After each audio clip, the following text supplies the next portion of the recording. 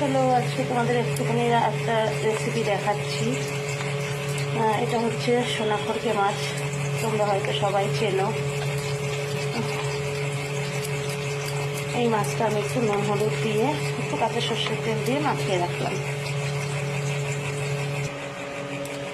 এখানে আমি আমাদের আজকে লাউ শাক আনা হয়েছে, কিছু লাউ, দেখো লাউ পাতাগুলো কি সুন্দর নরম হয়ে গেছে। নুন জল দিয়ে ভিজিয়ে রাখাতে সুন্দর করে ভিজিয়ে রেখেছি, আরেকবার ধুয়ে নেব।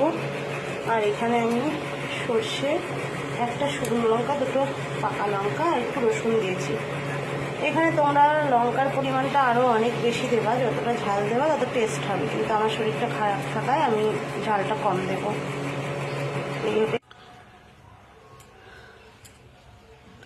এই দেখো আমার পাতাগুলো মোড়ানো কমপ্লিট।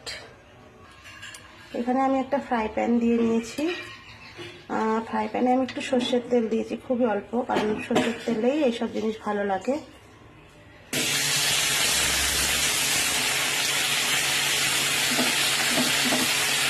এইভাবে এখন এটা দেখো লাউ পাতা দিয়েগুলোকে আমি ভাজ করে রেখে দিয়েছিলাম। আমি একবার উল্টেছিলাম, তবে খুব হালকা যখন স্টিম হয়েছিল তখনই আমি উল্টে ঢাকা দিয়ে দিয়েছিলাম।